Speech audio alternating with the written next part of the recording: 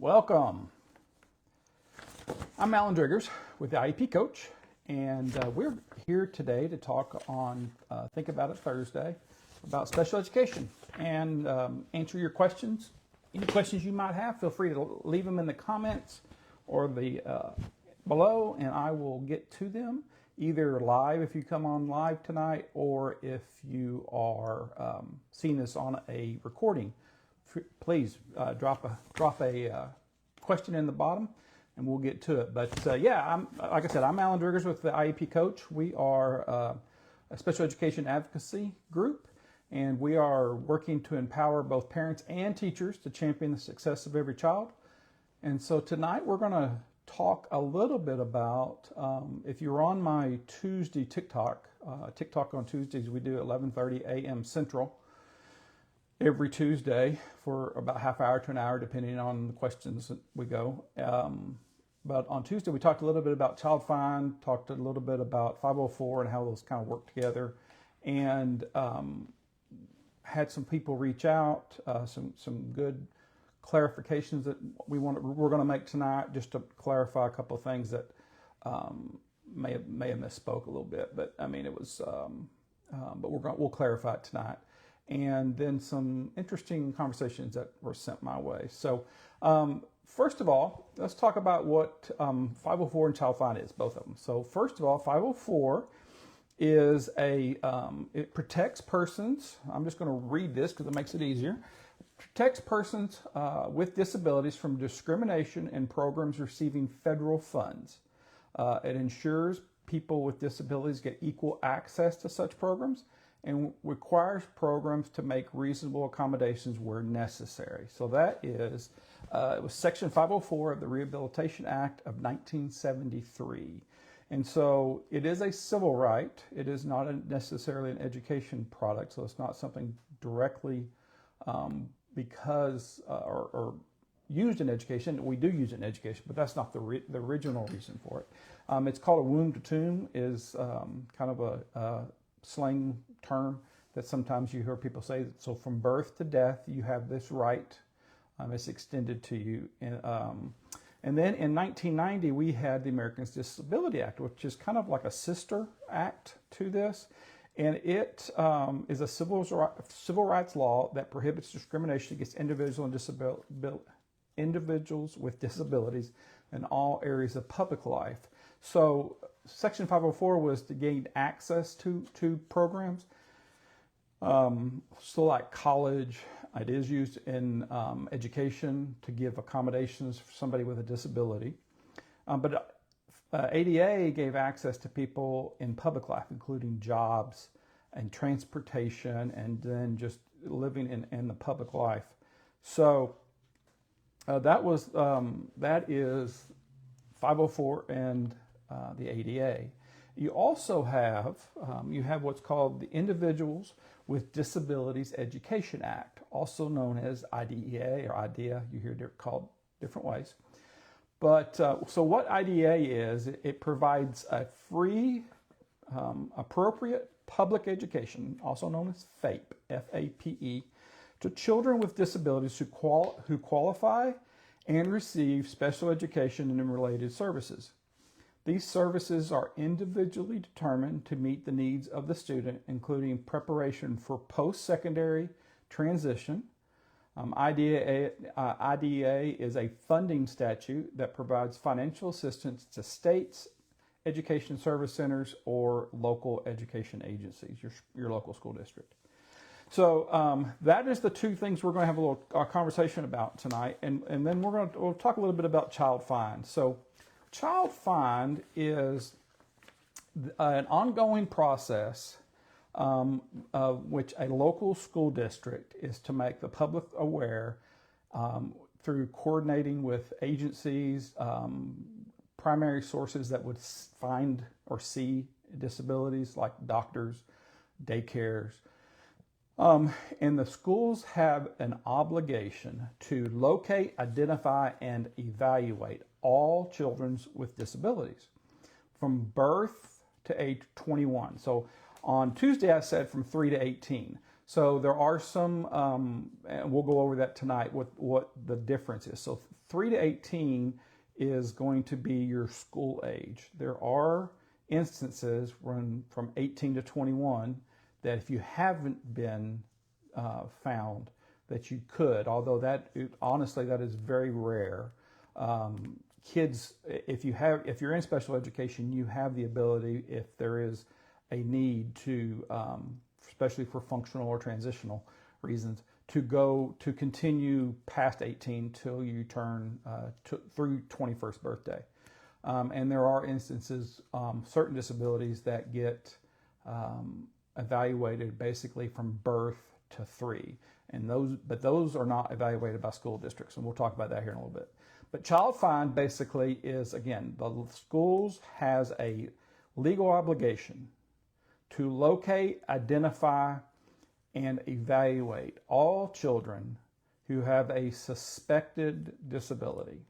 Okay, so it doesn't matter if they're in school or not.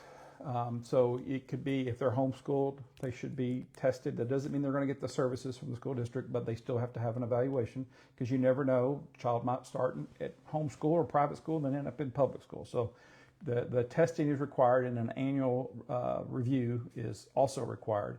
But so each school district will develop their own policies and operating procedures on how this operates. School districts are tasked with engaging the public and creating parent-guardian awareness, having activities, including partnering with what's called primary referral sources, which is what I said, like doctors, daycares, those types. Churches is another great place. They have to notify parents by providing the right to information statement annually. The parents have the right to the information. They also should have school-wide screenings. A screening is not necessarily needed to be evaluated for special ed, but it can help find students under Child Find.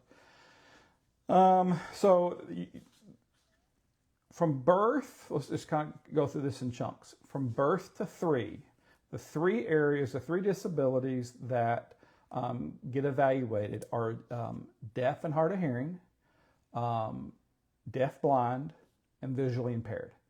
And so those will get, typically in Texas, which is where I'm at, it's done by the Department of Health Services. But those students that fall under those disabilities can begin getting benefits or support immediately once it's discovered that they have that need. So Child Find, like I said, it's and students who are enrolled in a public school, even if they're going from advancing grade, they got A's, B's, that has nothing to do with, grades have nothing to do with it. If they're in a private school, a homeschool, or even a virtual school, like K-12 is one, I know it's big around the country. Highly mobile students like migrant children, homeless, kids in foster care, wards of the state, kids that are kids that would happen to be in the criminal justice system, and any of those that would be living in like a rehab or any kind of a medical institution. All of those are required to be tested if there is a suspected disability. So what we talked about the other night was,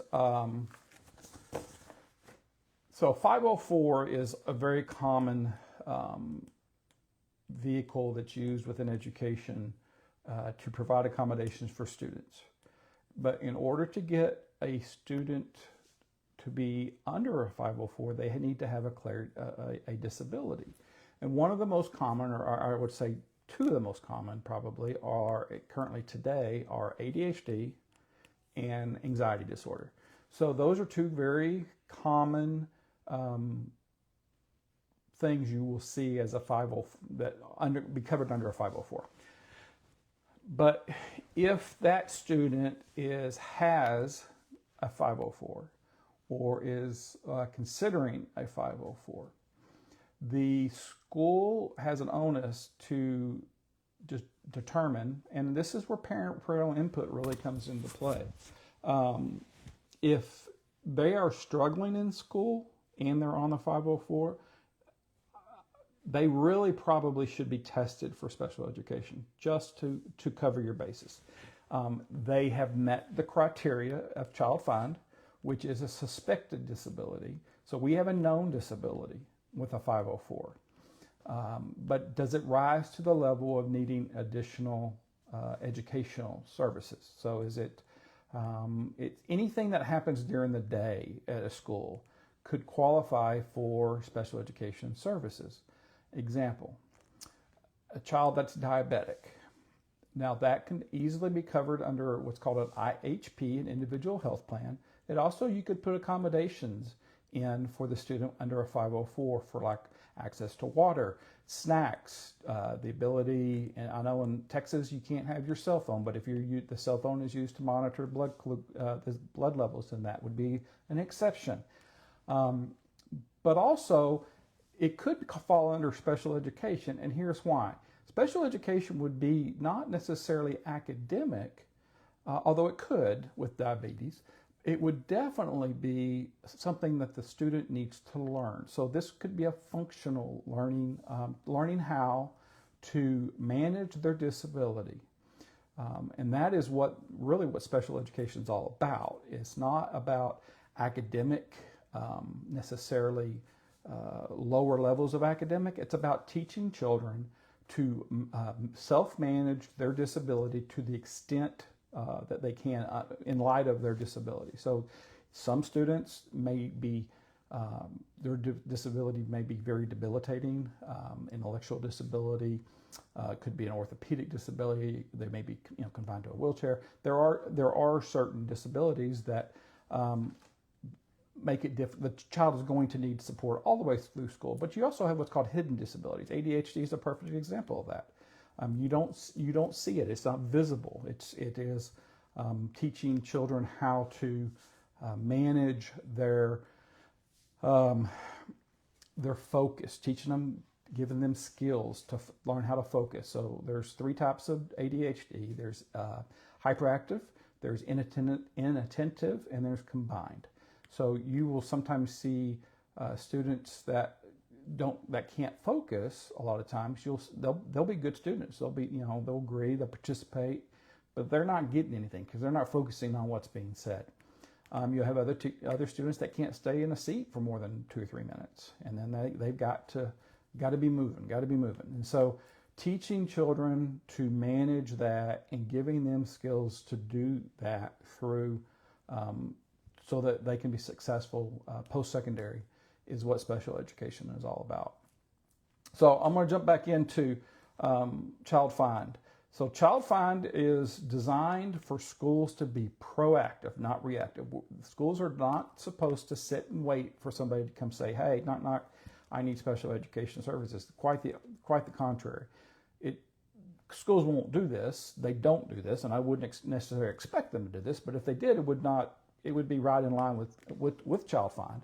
And that is knocking on doors in the local neighborhood. Hey, anybody in here got a suspected disability? Like I said, would not expect schools to do that, but that is kind of the idea of being proactive. They should not be sitting waiting for people to come, waiting for a referral from somebody. They should be finding them.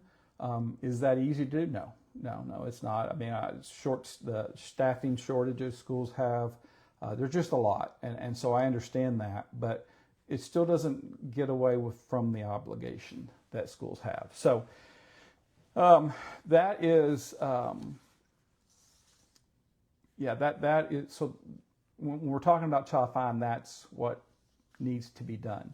And so once a child is determined that they need to be evaluated, a parent will need to sign consent. So let's go back up. The parent just says, I need my child tested for special education. So a parent would send a letter to the school stating, I believe my child is in need of special education evaluation, testing. I look forward to coming and signing notice and consent. So basically, Anybody can refer a child to special education. Only the parent or guardian can consent to the evaluation. So the parent has to sign what's called notice and consent, and that would be once that happens, the school would begin its process. Now, once you send that letter, that initial letter asking for testing, the school has 15 days to respond, either to agree, to suggest that they're an alternative, which still doesn't obligate or not obligate them to evaluate, and or to deny. If they deny, then you can request what's called a OCR hearing, Office of Civil Rights hearing. And so that, let's just go and pull this up right quick here. Yeah, parents must be notified annually, but the initial evaluation should not be delayed or denied because of there's interventions going on. So if a student is in what's called a multi-tiered system of RTI or tutorials or anything like that, that can't take place of the evaluation. A school cannot say, let's get done with this in order, and then we'll make the decision about special education evaluation. That's not. Now, can the parent agree to that? Absolutely. But they can also say, no, I want the testing done now. The parent does not have to wait, and the school, if there is a basis to suspect a student has a disability and needs special education and related services based on this disability, the student must be referred for an evaluation. So related services, that could be speech, they could be speech, that could be occupational therapy, that could be, there's a whole laundry list of related service, counseling. So there's a long, extended list that is, and it's not an exhaustive list, but it's about 13, 14 here. Let me see here. Let me pull this up. I've got it here. We'll go through and I'll read you some of them. So, let me pull it up.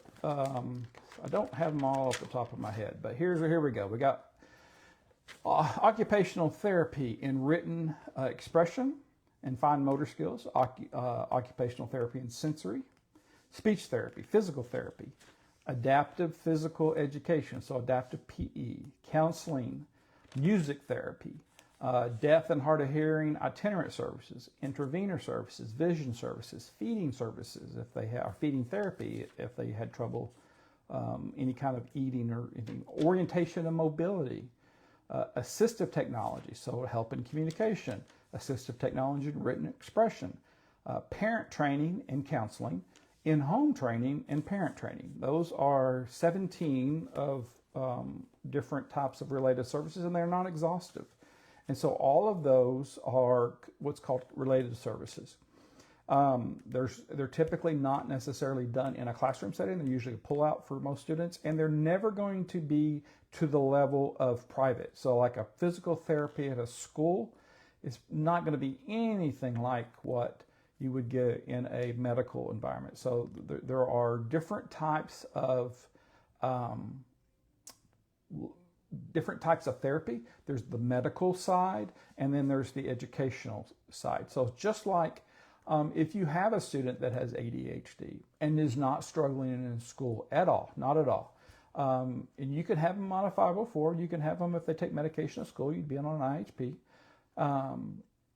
but they would not necessarily need a IEP or be in special education because there's not an educational need. There has to be an educational need, which means there has to be something that the student needs to be given support and to individualize their education for them that enables them to be successful. And so there's a lot of great information out there on the internet. I know Texas has where I'm a reside, and although I do talk a lot about Texas, this is federal law, so it applies everywhere. You can never, any federal law but definitely IDEA, you can never reduce the benefit at a state level. And I'll give you an example. The federal law requires special education evaluation be completed by 60 days. Texas reduces that to 45.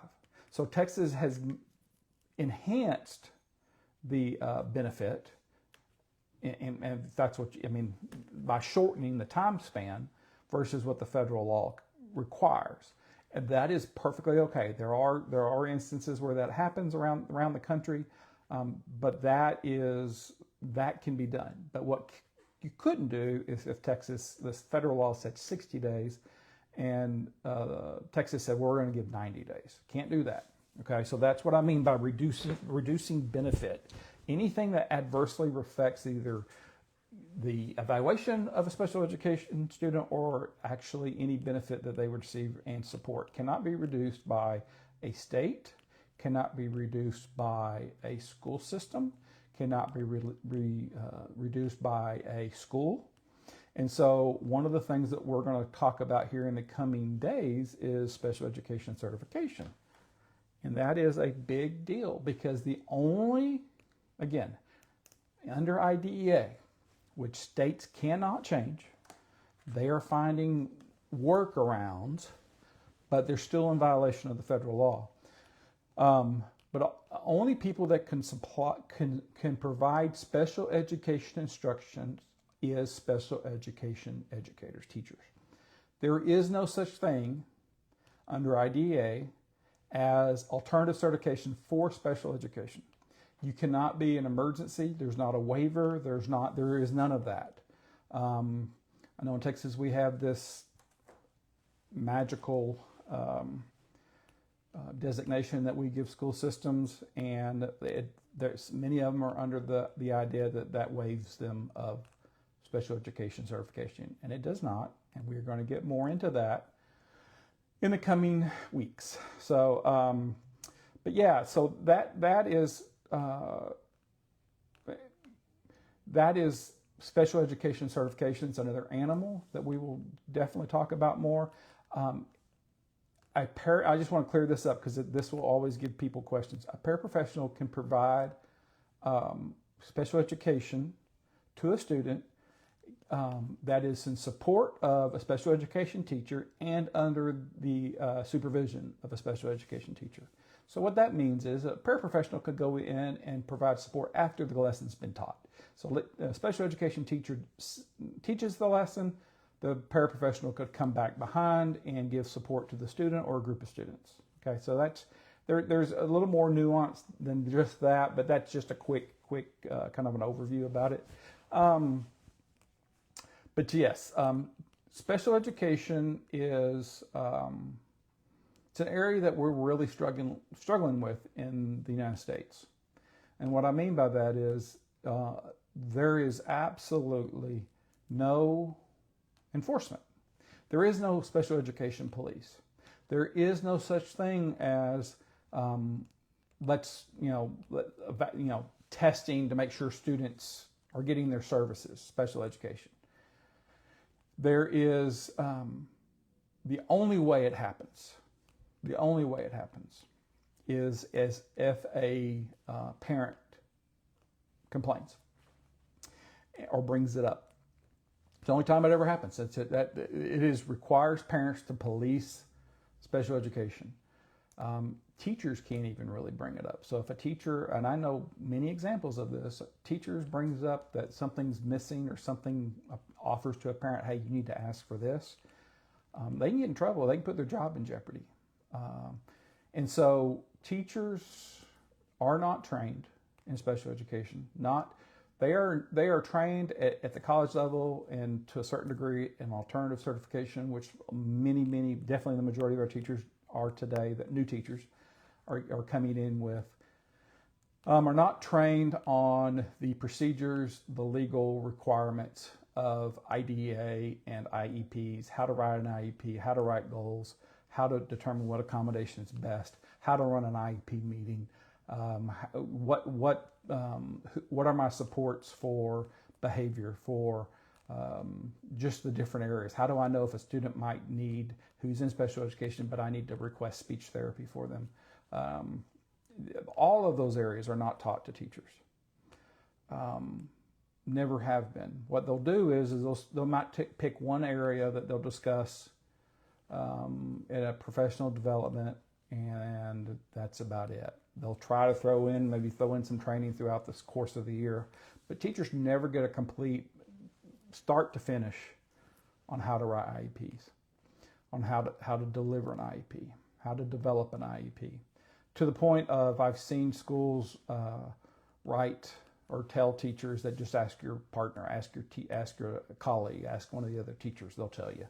And so that's fine if you've got somebody who knows what they're doing and trained, but if that's the way it goes, who taught the person that's teaching? And then, it's kind of the old telephone effect. Everything kind of changes over time.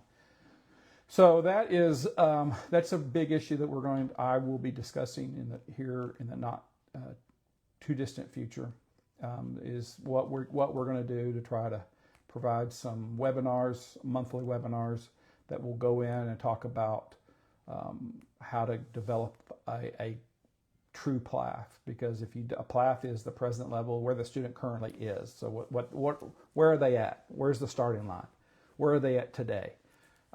But if you don't know where you're at, how do you know where you're going? And so if you don't have that established and it done well, then the end product is not going to be what it needs to be. And so you've had some actual, not necessarily law changes, but you've had some Supreme Court decisions made.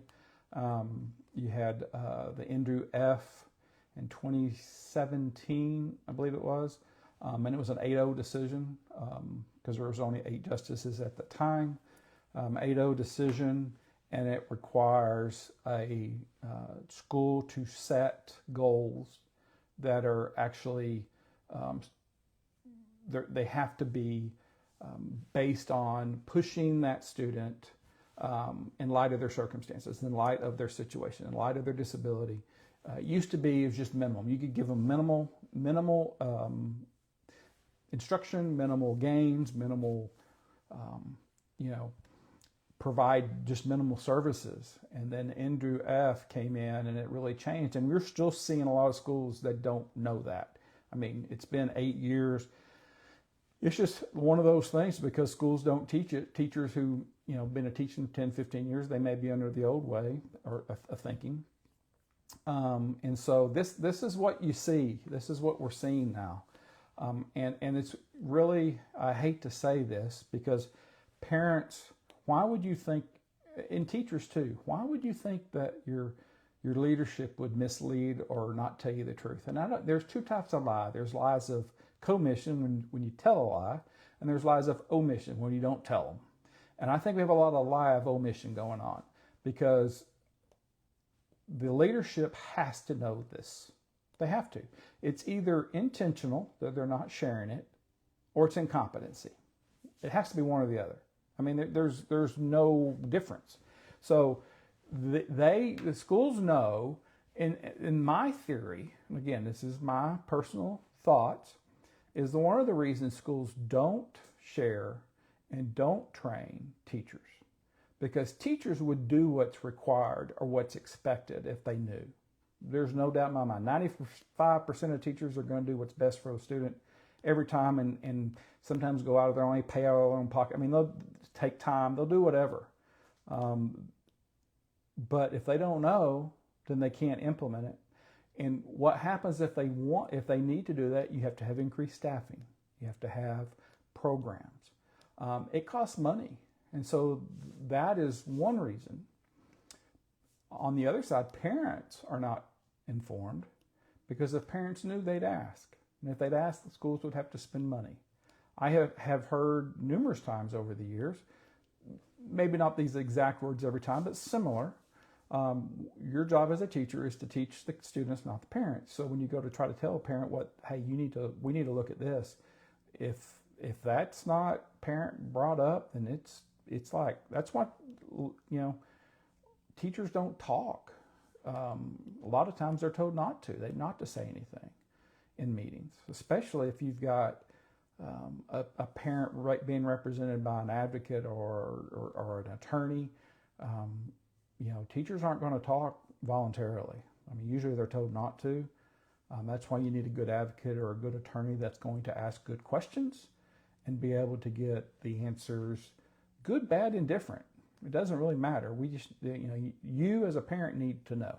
And so what we do at IEP Coach is we are, like I said, we're an advocacy group. We work with parents and schools. We definitely want to work with schools. This is not a combative relationship. It's a collaborative relationship. We all want what's best for the students. But as an advocate, we want to make sure that the student is getting everything they're entitled to by law. And so we walk with the parent. We basically take this burden off the parent, allow the parent to be the parent. And while doing that, it's still the parent's decision. As an advocate, we do not tell the parents what to do. And we're just going to tell you the facts. We're going to help you discover the facts through supporting you as a parent, you as a guardian, grandparent, whoever is responsible for the education decision of a child. And we'll work with the school. We don't, as an advocate, we don't look for perfection. We're looking for progress for our students. So I spent better part of 20 years in education, both as a general education teacher and as a special education teacher. I know what it's like. I know what the difficulties are as a staff, and I also know kind of how the system works, how the game's played, and how schools can intentionally, unintentionally not provide the services needed, and how to mask them so that they are compliant. Because at the end of the day, there's two things that leadership is always concerned about: compliance, even if it's just making sure the box checked, doesn't matter what the progress of the student is, and budgets. So special education covers both of those. And so, if you have any questions, feel free to reach out. We're going to keep doing these. We do these every Tuesday at 11:30 a.m. Central Time on TikTok Tuesdays. It's the IEP Coach TikTok. And then we do them Thursday nights at 7 here on Facebook. And we will be doing this, for the foreseeable future. I enjoy doing this. Like to get some people on here asking questions, but that's okay. We're going to keep plugging along, and but that's welcome. We're going to keep plugging along, and if you have questions, you can reach us here. You can comment here on Facebook or any of these other social media sites that you're going to see this on. You can also go to www.theiepcoach.com.